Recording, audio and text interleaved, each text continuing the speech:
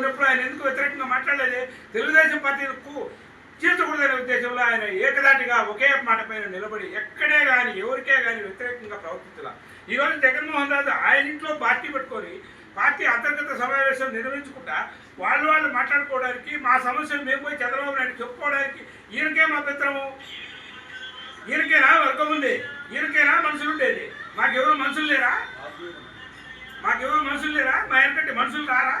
ఏమనుకుంటాను ఇతను? 2014 నుంచి 19 వరకు నేను నా ఇంట్లో ఉండే, నా ఊర్లో ఉండే అంగన్వాడీ కేంద్రాన్ని మేడా మల్లికార్జున రెడ్డి మార్పిచ్చే కూడా ఈ రోజు కూడా ఇరుక్కుపోలా. ఈరోజు కూడా అట్టే కొనసాగుతాను తెలుగుదేశం పార్టీలో. నువ్వేం సాధించినావు? నేను పోయి జగన్మోహన్ రెడ్డిని ఏవయా మండలంలో నీ జిల్లా వైస్ ప్రెసిడెంట్, నువ్వు మండలానికి వచ్చినప్పుడు కూడా నువ్వు నన్ను పలిపించకపోతే ఎట్లా అన్న? నా డోర్ తీసేవాళ్ళు ఎవరైనా ఉంటే రమ్మను, లేకపోతే నా కార్లు బాడీ తీసేవాళ్ళు ఉంటే ఎవరున్నా రాండి, నేనేం చేయాలా అని నాకే చెప్పినాడు. అమ్మని చెప్పలేదని చెప్పమనండి చూద్దాము. ఏ గుడికాడికైనా వచ్చి నీ ప్రమాణం చేయడానికి నేను రెడీ. ఇదే జగన్మోహన్ రెడ్డి రెడీ అవుతాడేమో చూడమనండి. మేము తెలుగుదేశం కాదా? వీళ్ళంతా 2003లో వచ్చారు, 2013లో వచ్చారు, వీళ్ళంతా 2018లో వచ్చినారు. వీళ్ళు 2016 నుంచి వీళ్ళు కొనసాగుతున్నారు, 2018 నుంచి మేము కొనసాగుతున్నాం.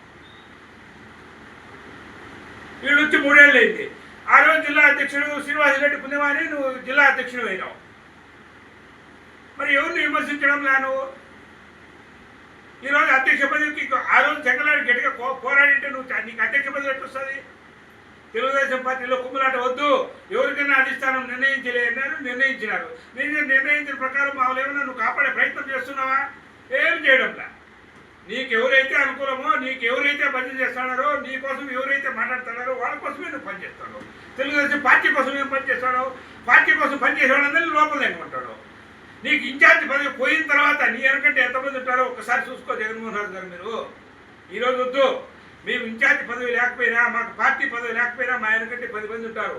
నీకు ఇన్ఛార్జ్ పదవి లేకపోతే నీ వెనకంటే ఎంతమంది ఉంటారో ఒక్కసారి ఆలోచన చేసుకోండి. మీరు పార్టీని బస్సు పట్టించే పరిస్థితి చేయకూడదు.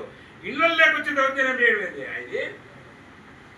నీకేమైనా నీ గురించి వ్యతిరేకంగా కిరణ్ కుస్వామి ఇంట్లో మాట్లాడినారా? ఏ ఒక్కరైనా నోరే తెరచలా? నోరు తెరుచుకు నీ మనుషులను పంపించి దౌర్జన్యం చేస్తావా? అవతల దౌర్జన్యం చేతనాదనే కాదు, పార్టీ దెబ్బతీయకూడదు, పార్టీకి వ్యతిరేకంగా చేయకూడదు కాబట్టి అంతా సైలెంట్గా ఉన్నారు.